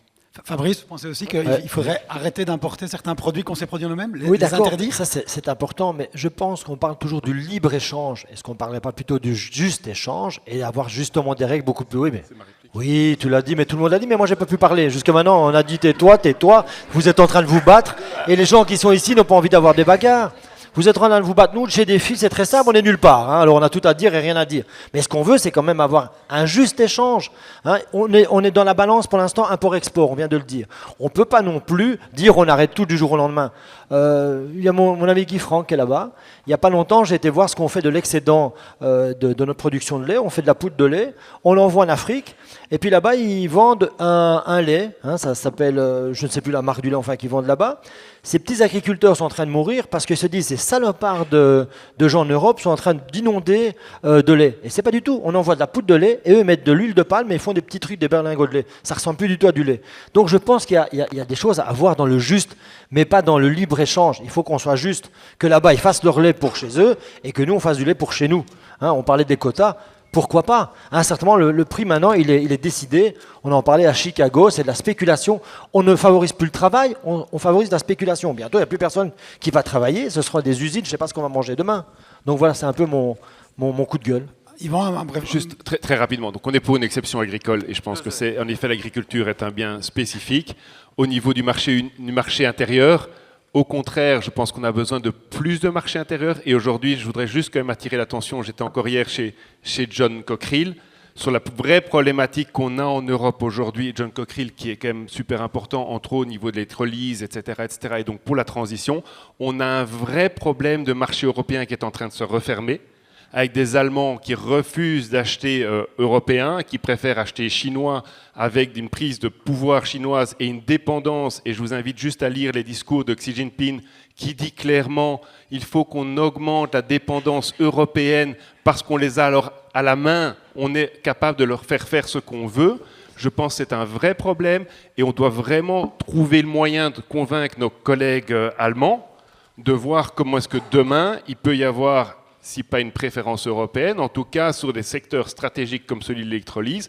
Pour moi, ça n'a pas de sens de le mettre aux mains des Chinois, alors qu'on a en Belgique une technologie qui marche bien, et on a un marché intérieur qui ne marche pas bien. On a un marché intérieur qui n'est pas du tout suffisant. Quand vous créez une entreprise dans chaque pays, vous devez recommencer à zéro, et il y a un repli de certains pays. Les Allemands, comme s'ils n'avaient pas compris la leçon au niveau de l'énergie, sont en train de le faire sur d'autres secteurs, une vraie dépendance, et on a vu ce que ça voulait dire au niveau énergétique. Juste un truc sur l'exception agricole, parce que c'est fondamental en fait. Et Vraiment touche... très brièvement. Oui, mais parce ça touche au cœur du modèle de libre-échange. Si on introduit, et nous sommes évidemment pour une exception agricole, alors on arrête le CETA avec le Canada. Hein. On arrête en fait la grande majorité des traités de libre-échange qu'on a conclus. Parce que quand je disais, aussi pour les jeunes, quand je disais on exporte nos merdes, en fait, c'est les voitures diesel déclassées sur le marché européen qui vont être exportées en Amérique latine, et c'est les produits chimiques, BASF et autres, qui sont encore produits en Europe et pourtant interdits en Europe, qui vont être aussi exportés là-bas, en échange de soja. Mais donc l'exception agricole, ça veut dire qu'en fait, on retire le secteur agricole des traités de libre-échange. Et fort bien, nous on est génial en fait, si on peut aller dans cette direction-là. On va en rester là avec le traité. Pour pas flouer les gens, il n'y a pas du tout de majorité politique européenne pour ça à ce stade. Ici, pour rester dans un temps mesuré, on a reçu quelques questions à charge, un peu plus critiques des partis. Je vais en adresser une à chacun. Que je vous inviterai à répondre en 1 minute. Et là, je vais chronométrer, ça va. Et ensuite, on se tournera vers le public et on va accepter 1 ou 2 questions d'un primo-votant, donc de quelqu'un qui n'a jamais voté. Okay, et ensuite, on se retrouvera au bar. Je vais donc vous laisser 1 minute à chacun. On va commencer par Fabrice. Fabrice, le défi n'aura probablement pas de député européen. J'allais vous dire, Si vous ne savez pas pour qui voter, c'est pour moi. Alors, Parce que moi, j'ai pas de voix. je termine ma question. À quoi ça sert de voter pour un petit parti? Mais ça sert de... Écoutez, oui, ça sert. Enfin, On ne sait pour bien- jamais. On ne sait jamais La parce question que... est, excusez-moi, pour dire Oui, précisément non, mais ce qu'il m'avait dit. vous avez raison de la Il avait poser, dit ça sert à Stéphane. rien de voter pour un petit Non, parti. certainement Qu'est-ce qu'on pas. Déjà, il faut voter parce qu'autrement, on donne sa voix aux extrêmes et c'est pas bon. Et de toute façon, il faut voter pour des gens qui sont valables et qui ont envie de faire les choses. Alors on dit, bah, tu es nulle part. Mais moi, j'ai envie vraiment de me battre. Alors peut-être que notre petit parti est tout petit, 5% d'intention de vote, parce qu'on ne fait pas de publicité, on ne voit nulle part, mais on est très actifs chez nous, on a des grandes personnes, hein, des gens qui ont de l'intelligence, qui ont envie de faire les choses, et je pense que chacun a sa place. En tout cas, moi j'ai la place dans l'agriculture, c'est mon dada, c'est le cas de le dire, et pourquoi pas? Pourquoi pas? Donc il faut me donner la chance, et si j'ai pas la chance, peut-être que je ferai... Moi j'ai envie de faire un travail en tout cas, j'ai fait mon travail jusqu'à 89, depuis 89, je suis indépendant, j'ai pas besoin de ce salaire, hein. Tout le monde m'a dit, tu vas pour un salaire. Why not, hein. De toute façon, je vais le prendre le salaire, ça c'est certain. Mais je vais pas le donner à mon voisin, hein. Autrement, si je vais travailler à Strasbourg avec mon petit sac et je vais prendre mon vélo, donc voilà. Non mais je vous invite à voter pour moi. De toute façon, comme vous êtes des personnes intelligentes, vous allez le faire. Je vous remercie. Benoît, dans le documentaire Food for Profit, qui n'est pas sorti en Belgique, vous dites que vous n'avez pas d'opposition aux OGM, à la modification génétique sur les animaux. C'est quelque chose qui peut choquer, qui en tout cas choquer la personne qui nous a posé la question. De manière générale, je suis ouvert à la science et aux avancées. Le micro, pas oublier le micro. Pardon, je dis de manière générale, je suis ouvert à la science et aux avancées scientifiques. Maintenant, avec toutes les mesures de précaution qui vont avec. Hein. Mais par exemple, au niveau des végétaux, bon, je ne pense pas que j'ai dit une modification génétique sur les animaux, je n'ai pas dit ça. Mais au niveau des végétaux, par exemple, on sait qu'il y a moyen d'avancer pour moins de phyto, etc. Ça peut aussi passer par la sélection génétique. La sélection, moi je suis sélectionneur dans le milieu des bovins. La sélection, ça a toujours existé, c'est quelque chose de sain. C'est sélectionner les meilleurs individus pour faire avancer une race, pour faire avancer un végétal. Et la science, pour moi, la science est la solution quand on a un défi alimentaire comme celui qui est le nôtre aujourd'hui, et on doit évidemment l'incorporer. Oui, tout à fait. Ok, merci. Yvan, les engagés, qui est membre du Parti populaire européen, je reviens avec ceci, a aujourd'hui un programme qui prétend être beaucoup plus vert que l'historique de vote. J'entends qu'il faut regarder, en l'occurrence, la question, on entend qu'il faut regarder vers l'avenir, pas vers le passé. Il y a quand même une question de confiance qui peut porter sur le fait quand le Parti populaire européen a notamment été contre l'interdiction des pesticides aux abords des écoles et qu'ensuite les engagés présentent un programme assez vert. Est-ce que l'électeur peut avoir confiance entre cette espèce d'incohérence ? Face à cette espèce Mais je d'incohérence. pense qu'il y a deux choses qui sont importantes. La première, c'est qu'il faut se rendre compte qu'au niveau européen, les partis ou les groupes européens ne fonctionnent pas de manière aussi monolithique. Tu prends l'exemple des pesticides.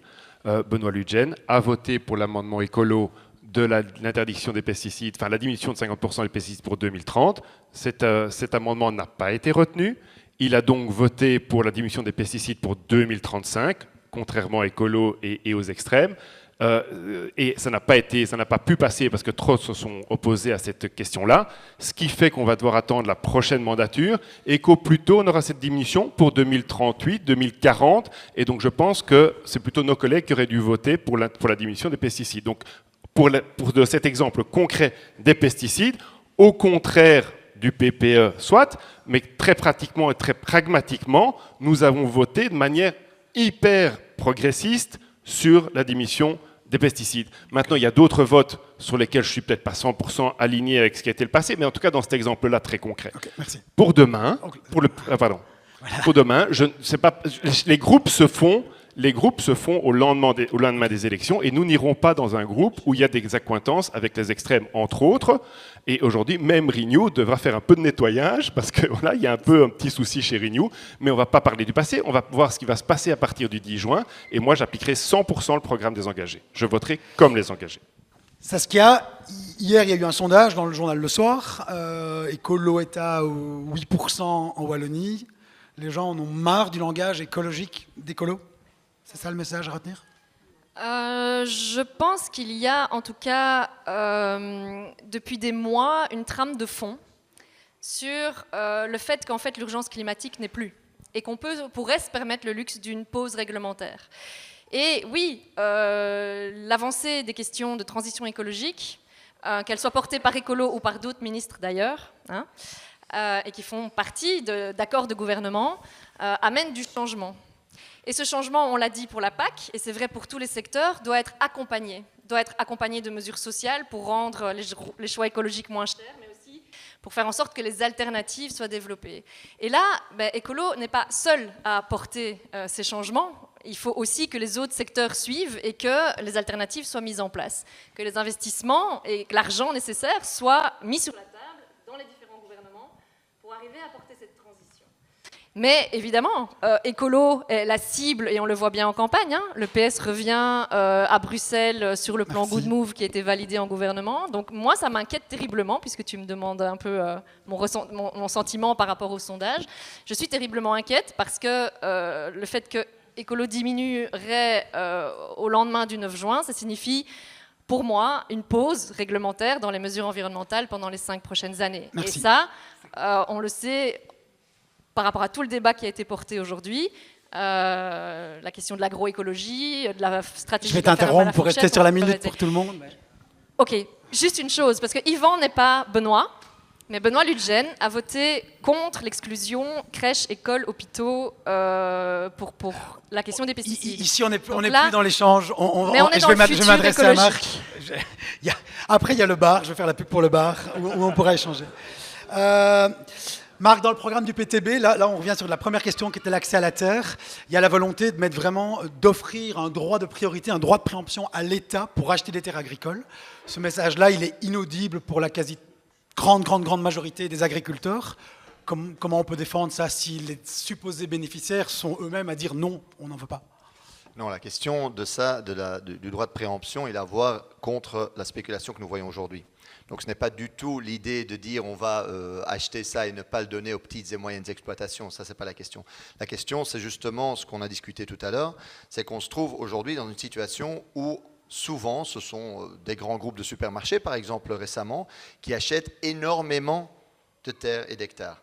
Et là, on dit, pour l'éviter, l'État doit pouvoir intervenir, il doit pouvoir dire, voilà, une partie de ces terres, nous les mettrons en public, et là, on peut les réaffecter et garantir que ça serve l'agriculture. Donc ça, c'est l'objectif. L'objectif n'est pas du tout, évidemment, la caricature communiste de « Ah, les communistes veulent nationaliser les terres et enlever les terres aux paysans ». Non, c'est qu'on est face aujourd'hui à une situation depuis des décennies où on perd des terres agricoles, et nous, on dit l'État doit jouer un rôle actif pour arrêter ce processus-là et mettre ces terres effectivement à disposition ensuite des agriculteurs. Merci. Est-ce que nous avons une question de quelqu'un qui n'a jamais voté? On ne croira pas. Il n'a jamais voté du tout. Ok. Tu peux me la dire oralement et je la remettrai au micro. Comment est-ce que tu t'appelles? Moi, je m'appelle Augustin, j'ai 20 ans et je suis étudiant en biologie. Est-ce que vous savez de quoi je parle quand je dis la loi de la restauration de la biodiversité qui a été votée ici en février? Est-ce que ça a une place en votre campagne? Est-ce que vous y croyez? Est-ce que vous y prêtez une attention particulière? C'est un peu ma question, votre avis sur la loi qui a été votée ici. Est-ce qu'il y a une personne particulière à qui vous posez la question? Je vais juste répéter la question pour l'enregistrement. Donc, Augustin, 20 ans, étudiant en biologie, qui pose la question de la place de la loi de la biodiversité dans les différents programmes. Restauration de la biodiversité, pardon, je n'ai pas fait la biologie. Oui, sur le principe, on n'a pas de problème par rapport à ça. Le tout est de trouver des financements pour ce genre de choses. Et comme disait tantôt aussi, il faut faire attention quand même de ne pas séquestrer trop de zones productives parce qu'il y a aussi un devoir d'autonomie alimentaire au niveau européen et on ne doit pas non plus sacrifier toutes les terres pour autre chose. Nous avions voté la première version de la loi sur la restauration de la nature parce qu'on avait réussi à y impliquer, entre autres, la garantie que le budget nécessaire, que pour pouvoir l'accompagner et passer de l'ambition à l'action, vraiment la rendre possible, ce budget ne serait pas pris sur le budget de la politique agricole commune qui est nécessaire, mais qui est un budget spécifique pour ça. Dans la version qui est revenue du trilogue, ce financement spécifique n'est pas garanti. Et donc pour cette raison-là, nous nous sommes abstenus, pas parce qu'on est opposé aux objectifs, parce que je pense que les objectifs sont plus que louables, sont même nécessaires, mais donnons-nous les moyens. Et je pense que c'est ça le danger que l'on peut avoir, c'est de se mettre des ambitions sans se donner les moyens de les atteindre. Et à un moment donné, ça risque de même d'être contre-productif si on n'a pas les moyens. Donc je pense que l'objectif maintenant, ça sera de se battre pour que des moyens spécifiques soient dédiés à la réussite de cette loi de restauration de la nature. Marc ? Oui. Pardon, Nous, on l'a soutenu, mais on voit évidemment un risque très semblable. C'est-à-dire que ça revienne pour certaines petites... Parce que nous, quand on parle agriculture, on aime bien faire la différence entre les grands groupes, les grandes industriels, et d'autre part les petites et moyennes exploitations qui, pour nous, doivent être au centre de notre politique agricole. Or, nous voyons que la loi sur la restauration de la nature peut être un problème pour eux, si les moyens ne suivent pas. Or, au niveau européen, ces moyens n'ont pas été garantis. Nous avons soutenu la loi par rapport aux objectifs, soyons clairs. Mais au niveau européen, ces moyens n'ont pas été garantis. Et du coup, il y aura un défi au niveau national, enfin les États membres et puis chez nous les régions, pour garantir que ces objectifs ne soient pas répercutés sur les épaules des petites et moyennes exploitations agricoles. Ça sera un vrai défi, parce que sinon, on arrivera dans une situation où effectivement les gens se détournent des politiques environnementales parce qu'ils pensent que c'est toujours à eux de payer. Et c'est pour ça que je pense en partie aujourd'hui les gens se détournent d'écolo, parce qu'ils font le truc, mais l'écologie c'est à nous de payer. Et donc nous on doit dire, non, les mesures environnementales ne doivent jamais être payées par, que ce soit les travailleurs dans les villes ou les petites et moyennes exploitations. Merci. On va écouter Saskia, puis on terminera avec Fabrice.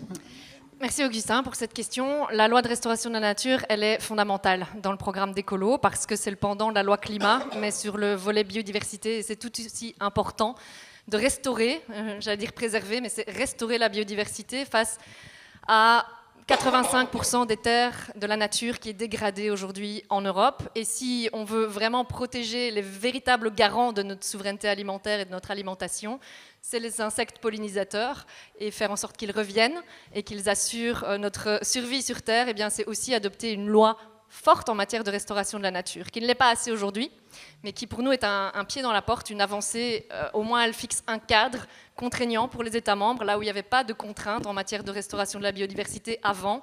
Elle va évidemment pas du tout assez loin, et ça touche au cœur de cette question de la pause réglementaire, puisque certains en fait un enjeu électoral. Et pour moi, c'est extrêmement nuisible pour tout le monde d'en faire un enjeu électoral.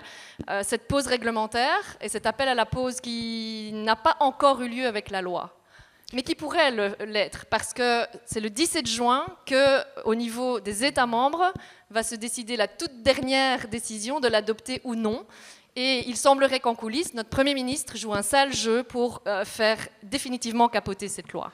On va terminer nos échanges peut-être. On en est là aujourd'hui. Et donc, c'est aussi suite à toutes ces discussions sur la loi qu'on n'a pas eu la loi sur l'utilisation durable des pesticides, ni la révision de la directive sur les produits chimiques, et ainsi de suite. Donc vraiment, quand je vois la mobilisation des ONG, des citoyens face à cet enjeu de la biodiversité, malgré les sondages, je me dis qu'il y a un terreau qui est là pour reconnaître l'urgence climatique et continuer à pousser pour avancer sous le prochain mandat européen. On va terminer avec Fabrice. Bravo, merci. Merci, ben oui, on soutient tout ça, bien sûr, la recherche aussi, tout ce qui est sol, culture vivante, c'est important. Mais moi, je voulais juste conclure un certain moment. Vous avez remarqué, je ne suis pas un politicien, je ne parle pas avec des grands mots, des grands gestes et des grandes phrases. Je me suis lancé en politique parce que j'en avais marre d'avoir des blablas. C'est toujours des gens qui parlent beaucoup et puis qui ne font rien. Donc moi, je me suis lancé en politique pour dire il faut d'autres personnes qui viennent un peu secouer le cocotier de mes amis. Et voilà, je pense qu'Yvan est dans la même enfin, lui, il a déjà fait de la politique, toi aussi. Moi, je suis tout nouveau, mais voilà, donc moi, je pense qu'il faut...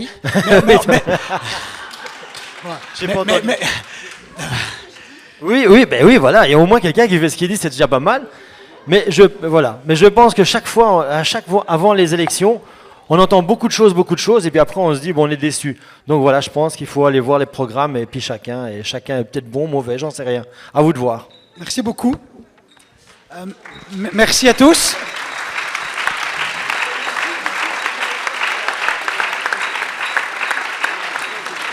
Alors, Donc un tout grand merci Benoît d'avoir apporté ce côté journalistique au débat et de l'avoir préparé avec moi. Encore merci aux candidats. Pour aller plus loin, vous pouvez déjà faire 10 mètres et aller à la guinguette, qui va durer un bon bout de temps. C'est un bon endroit pour y papoter. On va faire quand même de la pub pour le journal de Benoît, le journal L'Écho, qui, à côté de tous les tests politiques offre une version un peu différente. C'est un guide de l'élection. Ils ont pris une 60aine de questions sur lesquelles ils ont résumé la position de chaque parti. Et vous retrouvez notamment les différentes questions qui ont été faites aujourd'hui. N'oubliez pas que la proximité des candidats, elle est souvent bien plus réelle qu'on le pense. Et elle n'est pas du tout qu'en période électorale. Les candidats et ceux qui deviennent mandateurs, ils gardent cette proximité et ils sont bien plus accessibles qu'on le pense. C'était une des volontés de cet événement aujourd'hui. Gardez-le en tête. Quelqu'un qui est élu, il reste à l'écoute et le message va dans les deux sens. Bonne soirée à tous et encore merci. Thank you.